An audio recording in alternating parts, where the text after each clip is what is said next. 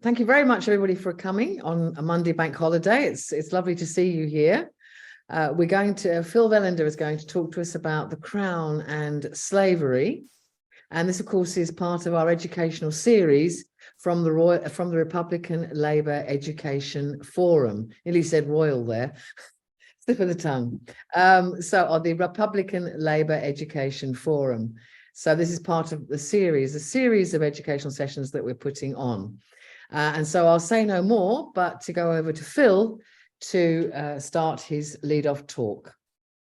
It's quite difficult, this subject, because I don't want to get into a series of dates and names and take you all back to school when history was just the story of kings and queens and a few wars in between, and as little mention as possible of difficult things like empire, or those who died in the creation of the empire, or the country's enormous wealth, which enabled it to have an industrial revolution, because, of course, that wealth would be uncomfortable to discuss at school in many cases, because it means confronting the kings and queens whose names and dates we all learned, how they became so wealthy and how they became so powerful, even though notionally we live in a constitutional monarchy. The power of the monarchy was largely built and sustained on being able to privatize the power of the slave trade and take that into its private holdings. So I will be giving you a few kings and queens. I should say I can recite every king and queen from William the Conqueror to now, names and dates from memory, because that's what we were told to learn at school. And unfortunately, despite great efforts with various psychiatrists and psychologists, I've not been able to delete this from my memory. So it just shows you the power of this kind of focus on our royal family. Whilst I say that in a light-hearted, jesting fashion, it is in fact true. I can stand there and declaim them. But as a good Republican, I won't do that. Just now, at any rate. I might do it if I need to fill in a bit of time. What I think is important at the moment is in our moment in history with Charles III. And it's interesting that some of the most significant elements of the slave trade and the monarchy are in Carolingian periods, Charles I, Charles II, and now Charles III. Not suggesting for a moment that Charles III is embarking on a new round of the transatlantic slave trade. That's not the point. But it is true that his predecessors with that same name do indeed have quite a share in the story. So I won't be running through from 1066 to now, but I will be focusing on some of the monarchs who did have a key role. My final kind of part of this talk will be about the contesting of history. And I think it's important we understand how the monarchs were portrayed to us as students at school and what wasn't told to us. And also to see how the present discussions around Charles III's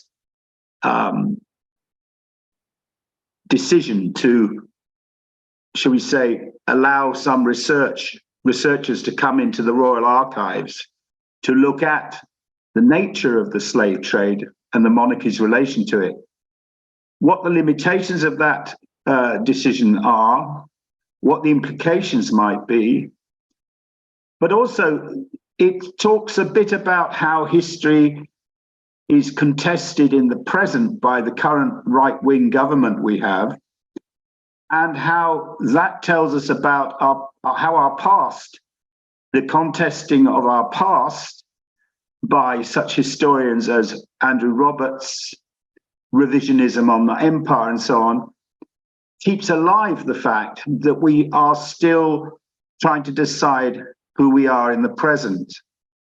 So that's kind of where I'll be going, and pick me up on the way if I miss out anything, or if you want me to expand, and I will do my very best to do so. Now, in recent years, we've come to know the name of Colston. Colston was a slave owner, slave trader who lived in Bristol, and he was a very good man. He founded a school and he did a lot of good works for the city of Bristol, and all was going swimmingly until he ended up in the Bristol port waters, because it had been discovered his close links with the slave trade had been covered up and denied by Bristol City Council for years. And Colston is important because he was the man who actually handed over £1,000 of shares in the Royal Africa Company to William III.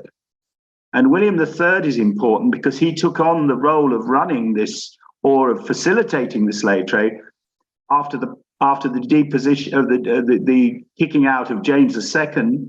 More names, I'm afraid, who was the Duke of York, who had in fact been involved in the founding of it. And of course, he followed on from Charles II, who had in fact set up the first Royal Linked Slavery Chartered Company in 1672. So we have a kind of initial push for the monarchy and the slave trade connection in a very important period of our history, because as we Republicans know, the foundations of the constitution we live under, or try to live under, were laid in the period of 1688 to 1707. And many of us know about the Act of Union and so on. But what we might not know is that Queen Anne, who ruled from 1707 to 1714, sorry, 1701 to 1714, she was in fact a big player in the expansion of the slave trade. So it's quite correct to talk about the Act of Union, settlement and all that, but we should also remember that they weren't asleep at the wheel when it came to expanding the slave trade at the same time. They did have a vision of how they could build this country, this new unified country, into a powerful player on the world stage. And they saw that as being done by supporting the slave trade. And Anne did this very significantly with her agreement with the Spanish. And here comes another story which you may know, the South Sea Bubble. Who's heard of the South Sea Bubble? You can wave your pencils, or, okay. I'll take that as a yes. But the South Sea Bubble was one of these famous early share collapses. Think 2008, but 1720, I think it was. Anyway, a bit earlier, I'm sorry. But the point is, the South Sea Bubble was a speculation by a thing called the South Sea Company. And the South Sea Company was the company that had been set up to run the slave trade into all the Americas. And the Spanish and Queen Anne did a deal where England and Britain would supply a certain number of slaves annually to the Americas, especially the South America. So it's not even true to say, although Charles III's historical links and ancestors go back to slaves in Virginia particularly, and in the Caribbean, we also were involved in the slave trade going into Brazil. And Brazil, apart from Nigeria, has the highest number of Black citizens of any country on the face of the planet. Over 50% of Brazilians are Black, or call themselves, self-identify as Black.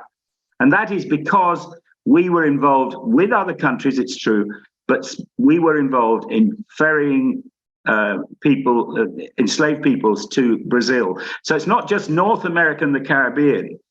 The whole project was involved in other areas as well. And Brazil was to be one of the biggest importers of slaves of the whole transatlantic slave trade. So that's something that's worth noting. Anyway, who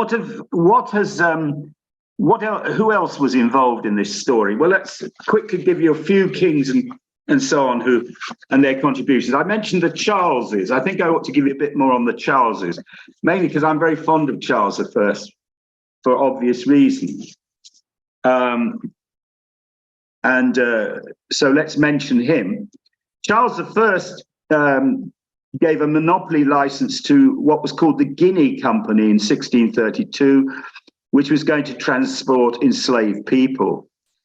And English colonies were being established at this time, as all as you know. You've probably heard of Sir Walter Raleigh, you've probably heard of Elizabeth I giving charter to various individual piratic type expeditions led by people like John Hawkins. These were little more than robbers on ships, really, who would plunder for the Queen, and she'd get a share of the booty, because, of course, the tax system at that point was not much more developed than it is now in many respects.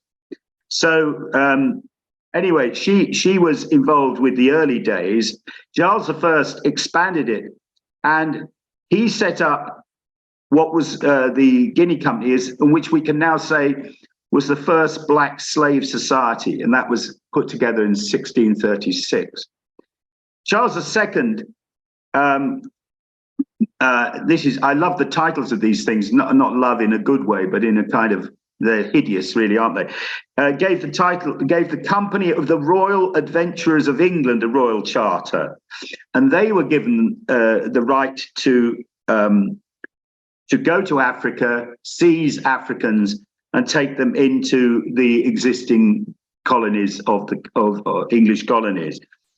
Now, this colony was dissolved in 1672, and it then became a thing called the Royal African Company, which is what Colston donated to William III the shares of, which was a document only found this year, I might add. £1,000 worth of shares, which I've got the number here somewhere, which added up to some ridiculous amount of money now, but I mean, it's really enormous. And the Royal African Company was founded, and Charles II set this thing up, and it was to be exclusive to the British royal family, that they would have the right exclusively to transfer slaves under the Royal Africa Company's flag. And they had proper books, accountants, everything else. This is why it's very difficult for the royal family to deny the facts, because they were scrupulous in keeping records of how many slaves they took, how many died on the way, what money they got for them, blah, blah, blah. So it was all laid down. James II, who was a spectacularly unpleasant individual and only lasted 3 years on the throne, he was governor of the Royal Africa Company, and he lost, as I said, he lost his position to William III when he was kicked out in 1688 in the Glorious Revolution. His investment, James II's investment, 500 guineas, would now be worth 1 million today, according to The Guardian. William III's 1,000 shares from Colston would be worth 163k today. So you just get an idea of the kind of money we're talking here. And moving on to the Georgian period, the South Sea Company I've mentioned already, and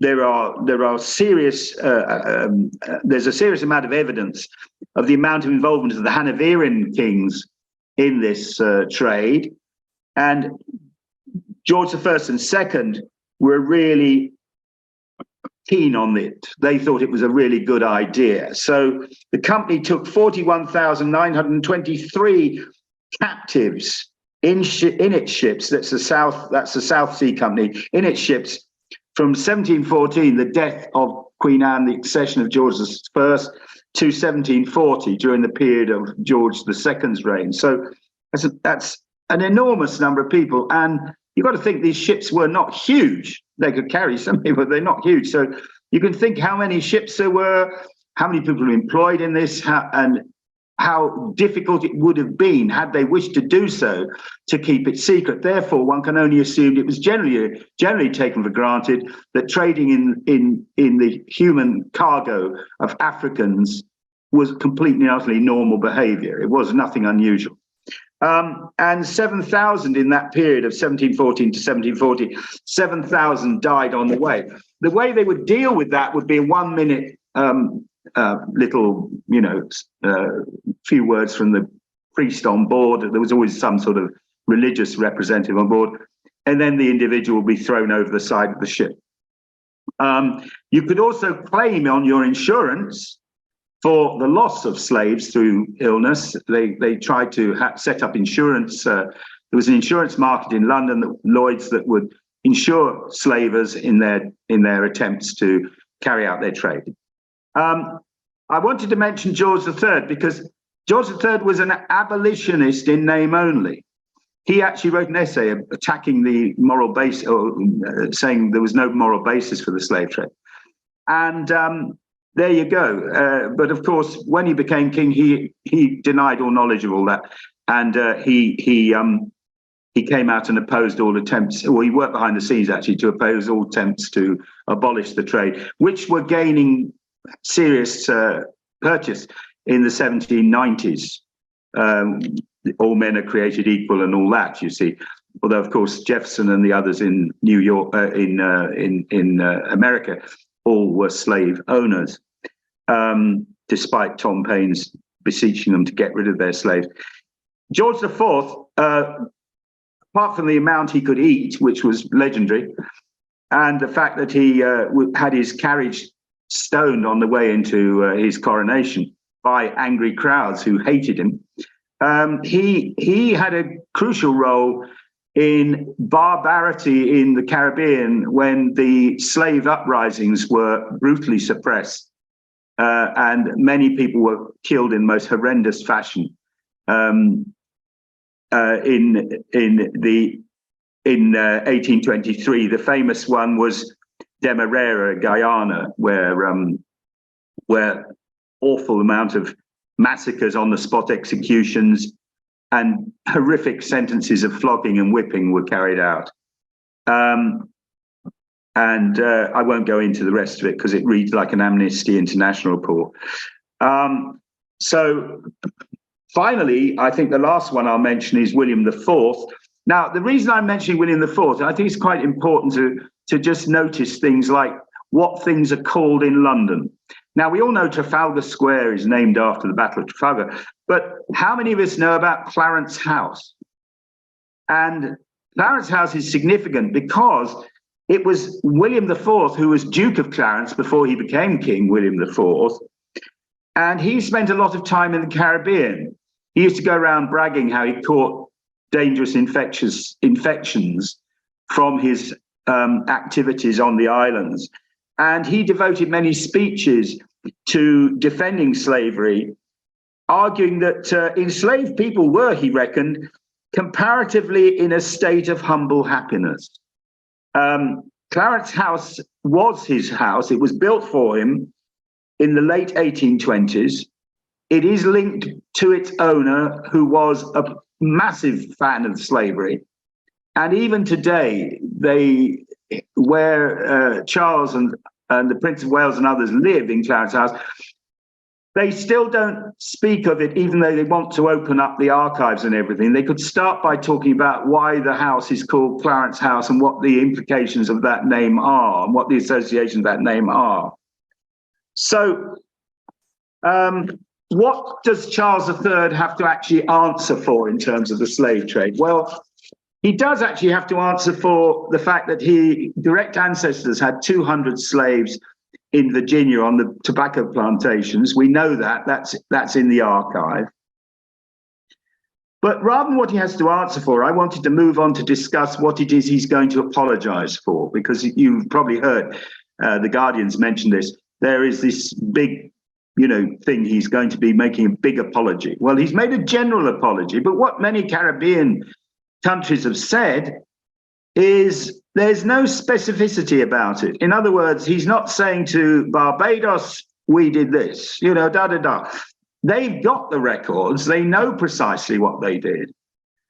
And their massive contribution to examining this material has been to support one PhD student looking through the archives with the support of two other supervisors, which will be published. Her PhD will be published, the thesis, in 2026. Well, a whole raft of voices were raised about this, saying, you must be joking. This is not serious. Because they are trying to, it's what I would call abolition washing. They're trying to kind of wash their hands of the whole story, suggests that they did, yes, okay, we did get a few quid out of it, the whole thing, I suppose, but they don't really want to do more than a certain amount to admit to exactly what they did or to facilitate that research, because frankly, not only will the monarchy look bad, but the crown will as well, because the crown was, the whole Bank of England, the buildings in the City of London were mostly, if you listen to David Olusoga's excellent series on the BBC, those buildings, when you walk those streets in the City of London, they are in fact buildings around you that were constructed on the back of slave finances derived from the slave trade.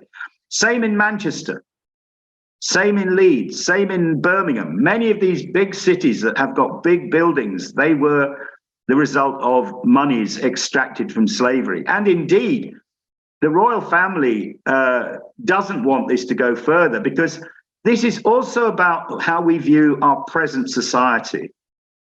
And they've just got through a tricky little coronation, which I kind of prefer to view as a sort of policing exercise rather than a coronation. It seemed to me that's what it turned into. I think that's what it probably was intended to be. But anyway, they want to get people back on the track now that Elizabeth II's disappeared. So they've got to make sure that they don't come out of this looking like a load of essentially corrupt people who derive their current status from their past involvement with this disgusting trade.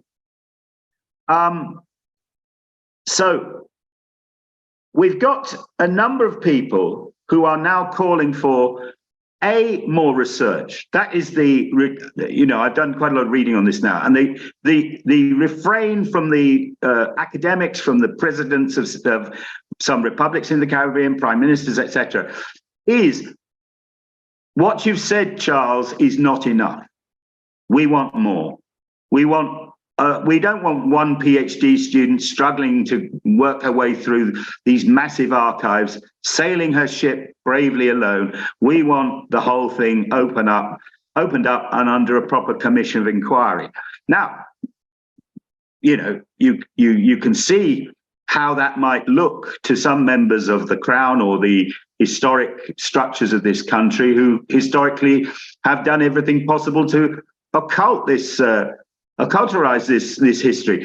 You can see the battle going on now. I was discussing with Steve yesterday, the battle going on now with the judge running the COVID inquiry, with elements of the Crown in the Cabinet Office who do not want to open up documentation that may compromise their position. And that's talking about an event that happened pretty recently, isn't it? 3 years ago. They do not want to talk about it. Our state is not constructed for open disclosure. It is, in fact, one of the most secretive states in the West.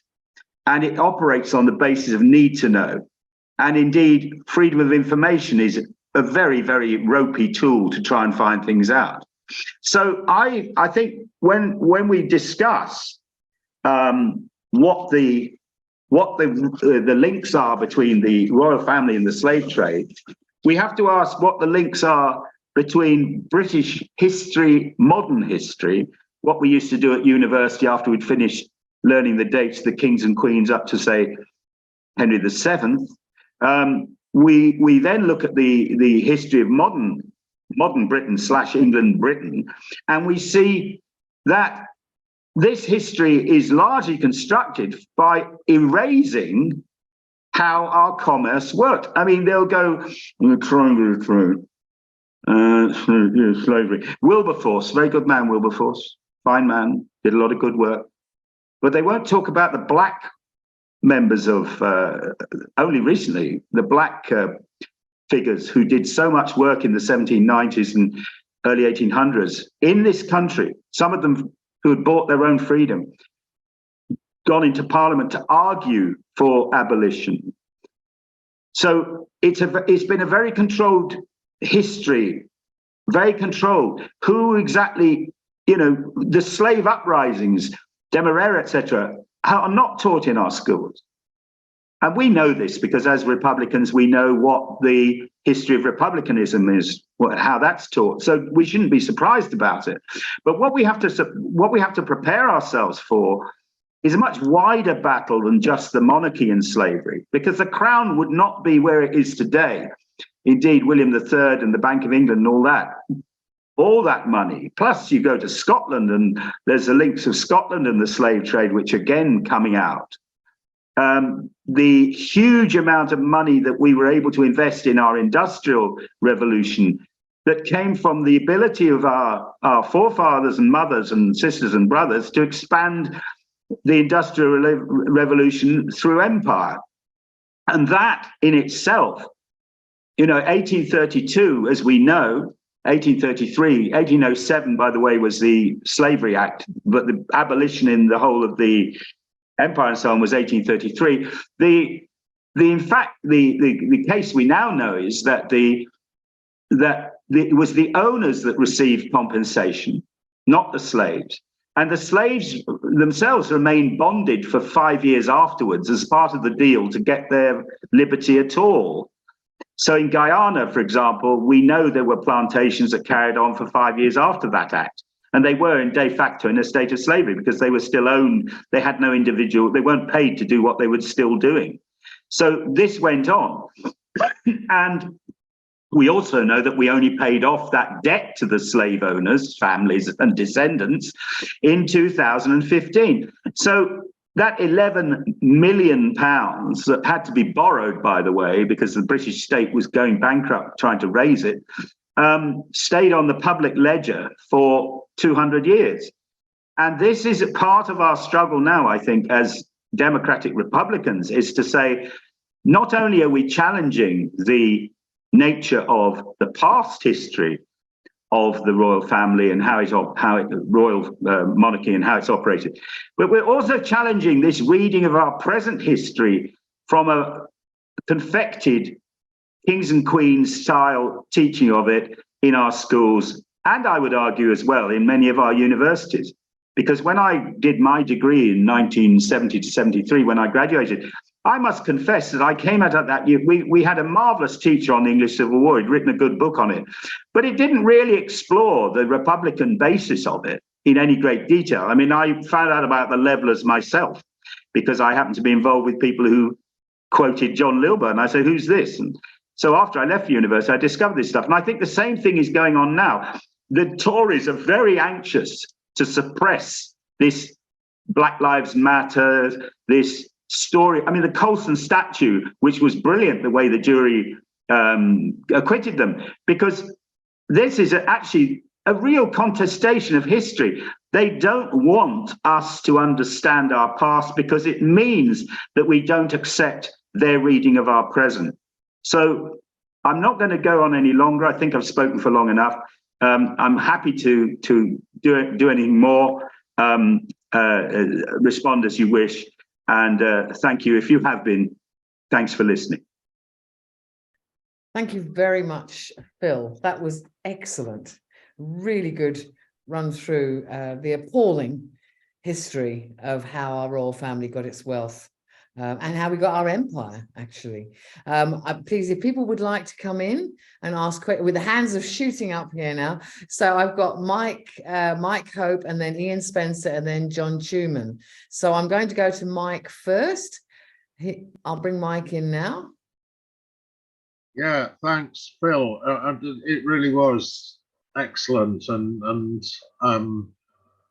you know, I think you kind of covered so many of the bases, but there is a lot further that we can dig.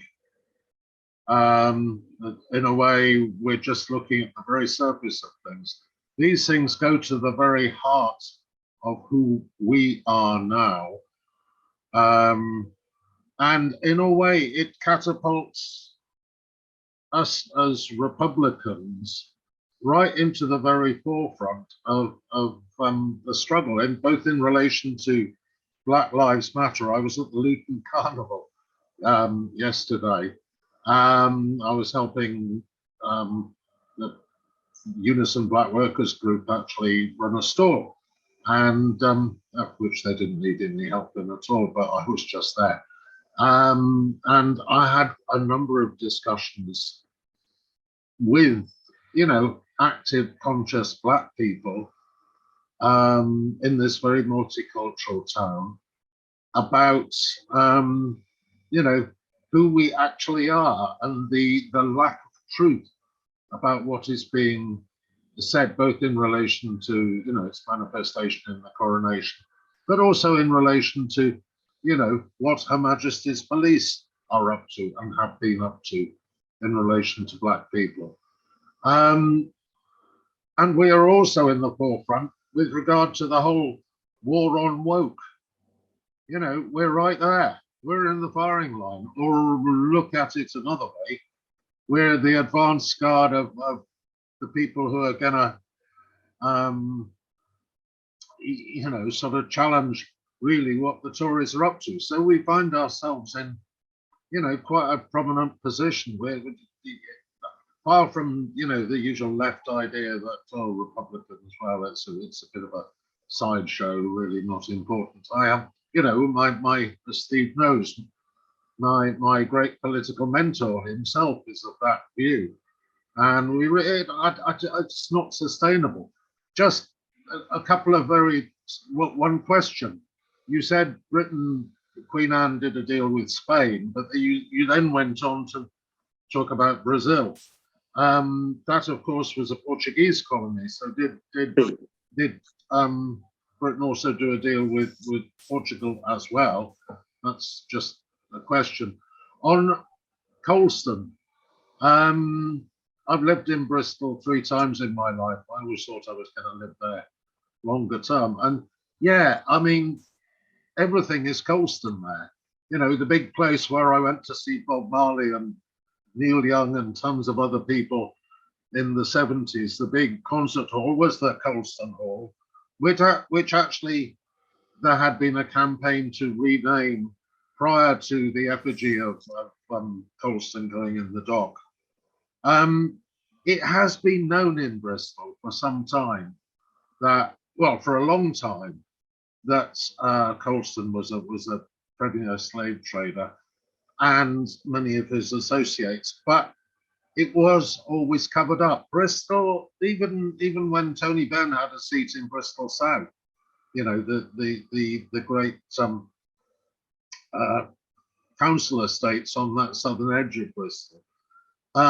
Bristol was primarily, until quite recently, and certainly when I was there in the 70s, the last time I lived there, it was very much a conservative town, and Tories had run things, and the culture was conservative. Now that has completely changed, and in fact, I think the struggle there is going to be to bring the sort of white working class on the periphery to actually bring them in into the confrontation, which the black part of Bristol and the sort of young bohemian part of Bristol is having with the police, with the state. There's a whole area of Bristol which is sort of almost a no-go area for police at the moment, and that's in a way quite heartening.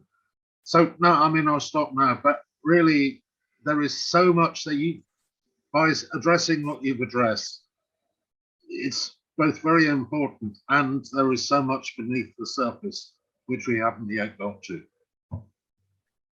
Thanks very much, Mike. I'm going to Ian, Spencer, and then John, and then Steve. Mike,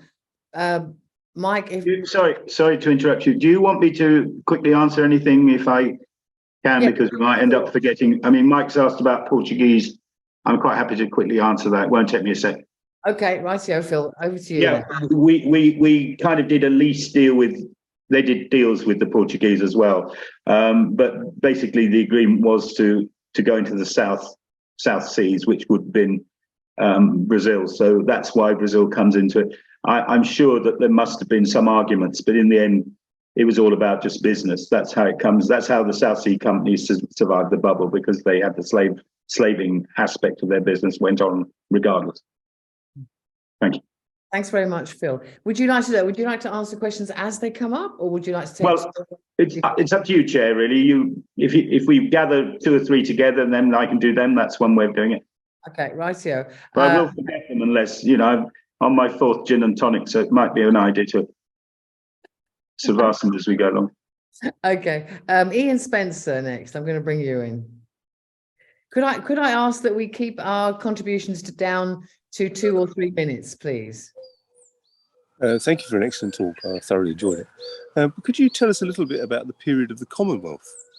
The discussion here is largely about the Crown and slavery. I understand that. But as I understand it, after the execution of Charles I, I mean, Charles I's reign was, one of the features of it was, of course, the granting of monopolies, and that's how the Crown raised its money. But after the execution of Charles I and during the period of the Commonwealth, the British Empire expanded enormously, not least of which against the Dutch, under the good offices of Admiral Blake. So, as I understand it, if anything, slavery expanded under the Commonwealth. And of course, monarchy isn't a necessary feature of slavery. Moreover, as we know, even after the French Revolution, that spilled over into the slave rebellion in San Domingo, brilliantly portrayed by C.L.R. James in Black Jacobins. So is it not better to think about the slave trade in terms of the primitive accumulation of capitalism? And whilst I regard monarchy as utterly odious and would want to see the back of it as soon as possibility, what we're seeing here is primitive capitalist accumulation. It's just unusual that in Britain, particularly after the execution of Charles I, the monarchy sat at the head of the first capitalist society, the first capitalist state. I mean, there were others, of course, in Lombardy and so on, but nevertheless. So is it not better to just see it in terms of the accumulation of capital, the primitive accumulation of capital? Thank you very much, Ian. Good question. Phil, do you want to take that straight away? I can't hear you, Phil. Just a minute. Okay. Ian, I can't pretend to know. My reading of Republican Commonwealth, the Commonwealth and the slave trade is not yet commenced. It's going to, because I'm looking at a lot of aspects of Cromwell's rule. I mean, I know Cromwell sent Irish people to become slaves in one of the colonies. There was actually an Irish slave economy created, and we do know that they had a very contemporary view of Africans and where they were. But I don't know anything about that particular angle. And I wouldn't like to speculate. The second thing I would say is the title of my talk was The Monarchy and the Slave Trade. So I kind of confine my readings to that purpose, which is not to get out of your question, but just to explain my copious levels of ignorance. Thank you very much, Phil. A very honest answer. I'm going to go to John Tuman now. Thanks, Carol, and thanks very much, Phil. My academic experience was pretty similar to your own, and I ended up taking an MA in British imperial history to try and cure the problem, but that didn't work out very well either. I was just in permanent arguments with one of the lecturers.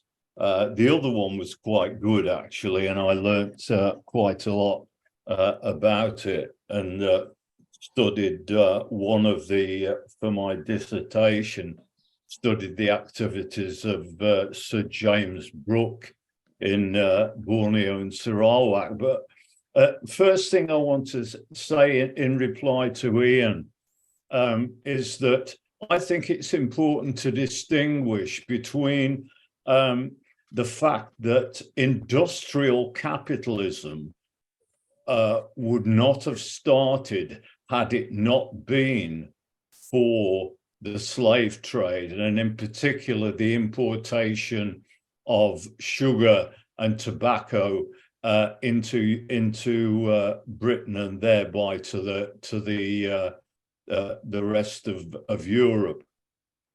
That provided the capital for industrial capitalism. What we had before that was mercantile capitalism, and that was what we had under the slave trade, and that was led at that time. This is pre the French Revolution. France was a monarchy, Britain was a monarchy, everywhere was a monarchy at that time. It was a time of absolutism and absolute monarchies in Europe. The slave rebellion that Phil touched on, I think, was the Morant Bay slave rebellion in Jamaica, which was mentioned in my MA. Brazil was a Portuguese colony from the 16th century, courtesy of the Pope, but Brazil, by the time that Britain came into the ascendancy, Portugal had very much to pass the baton. So the importation of slaves to Brazil was quite distinctive. If you look at Robin Blackburn's book on the slave trade to the Americas, in Brazil, they didn't breed slaves in Brazil like they eventually did in North America. They just used them up until they dropped dead and then brought more slaves in from Africa. And so this British-Portuguese collusion is very important, because it resulted in a lot of other deaths of slaves, quite apart from those who died in the actual Atlantic itself. The point about Charles, you've gone over three and a half minutes now. Could you? Yeah. I'll be very quick now. The British government has form with regards to hiding stuff from historians. All the stuff about Kenya and the Mau Mau Rising, or so-called Mau Mau Rising, and the concentration camps in Kenya, that was lost. And the Foreign Offices had taken it to somewhere in the northern home counties, and it was supposed to be there in boxes. There was no access to it whatsoever. And then they said it had been lost. I think I just want to, if I can read this. Yeah, I think the thing that Phil mentioned at the end about the campaign of historians to get wider access to the records in Clarence House is really important, and also for that campaign to take in the curriculum, which you also referred to at the beginning and end of his talk. And I think that is something for us to concentrate on. There are various radical historian organizations in the country, and perhaps we need to talk to them. Okay, thank you. Thanks very much, John. Very good points. I'm going to bring in Steve, and then perhaps you can come back with some answers to questions and concluding remarks, Phil. So I'm going to bring Steve in now. Yeah, just to say that obviously Phil's great presentation, Phil, I really enjoyed it. And just to add, I think that Phil was given a brief which was to concentrate on the monarchy rather than the crown, which is already said that. But it came out of the fact that during the coronation, this issue came up, and it came up through the Guardian, and we were looking at the role of individual monarchs in the slave trade, and Phil's shown that and very well. But to go back to Ian's point, really, and that's where the challenge comes in, I guess, primitive accumulation wasn't carried out by a free market spontaneously. It was carried out by the British state. And the British state and the British Navy carried it out. And the way they carried this out was the thing that we're illustrating through the slave trade. So what we're really looking at in the 17th century is how the British state was created, the process by which it was created as the crown. And that includes and the facts show this, that includes, of course, the Commonwealth, as Ian pointed out, because we went to Burford at the weekend, and that's the point where the English Republic was literally, as a possible democratic solution, was overthrown by Cromwell with the crushing of the Levellers, because the Levellers refused to go to Ireland. They rebelled against the idea of going to Ireland, but Cromwell went to Ireland, having defeated them, and therefore carried out his whole crushing of the Irish people, including, and as people mentioned this already, 50,000 Irish people were put into indentured labour. Now, indentured labour is not quite the same as slavery, but it's free labour. You work for free, and then eventually they let you go after your contract's up. So it's not totally the same as chattel slavery, but it's quite a bit towards it. So in a way, the crushing of Ireland and of Scotland, by the way, that when the British state was formed, the Union was formed. That's why 1707, that's why Cromwell's move to Ireland and Scotland is very much part of this slavery story.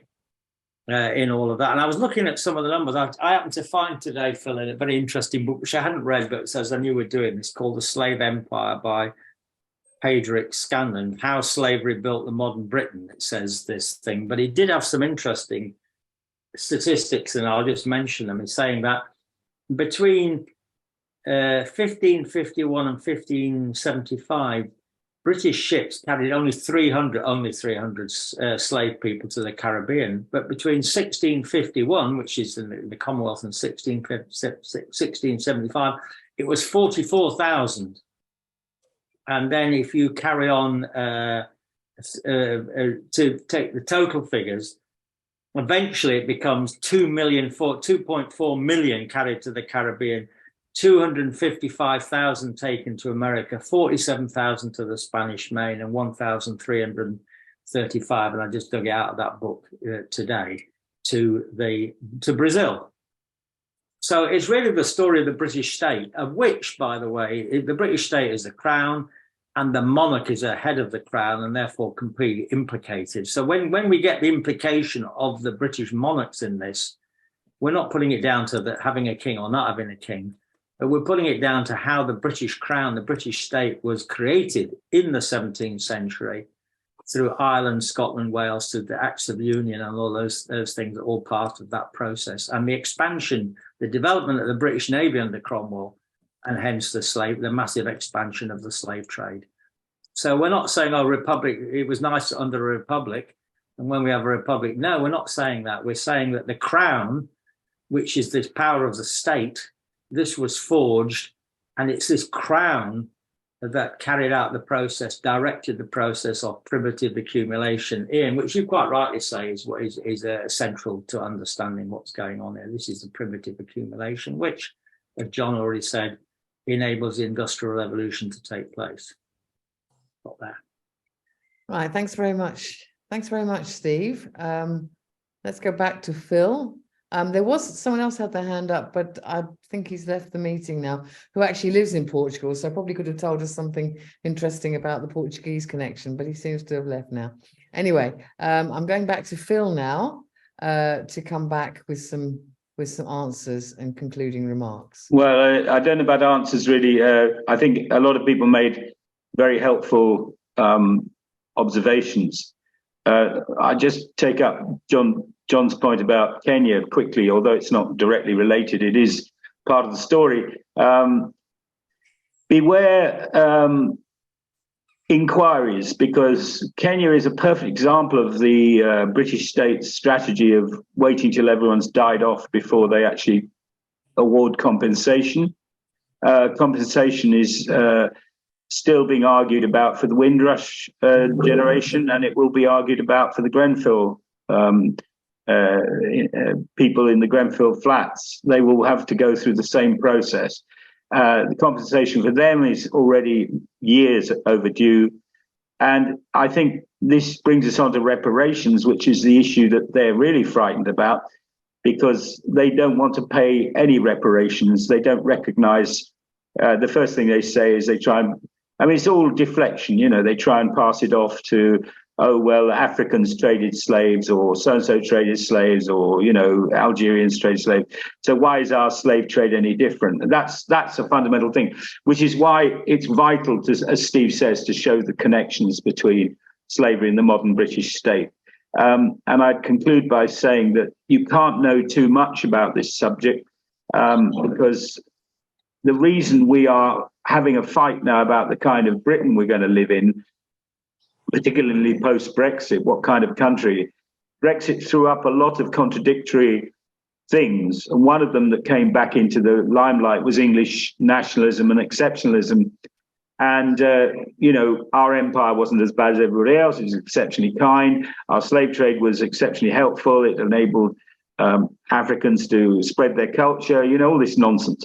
I'm being slightly facetious there, of course. But I think it's important that we realize that there couldn't be a modern British state without having had 300 years of the slave trade. It could never have been financed in the way it was. Capital could never have been accumulated the way it was. And when you wander around this country and you look at those stately homes that they are so anxious the National Trust doesn't put any information in, I mean, all this stuff about woke, which we've mentioned, it's about that. It's about that history. They don't want us to know about that history. And that's still going on now. You'll find it on the airwaves, wherever you go on radio, it's going on all the time. Why do you keep digging up the past? Well, okay. I hope you've seen a reason or two why we ought to carry on doing it. Thanks a lot. Right. But I want to thank everybody for coming tonight, for giving up your time on a May bank holiday, which is very, very, very good of you. I think we've been well rewarded with an excellent talk and some excellent questions and contributions.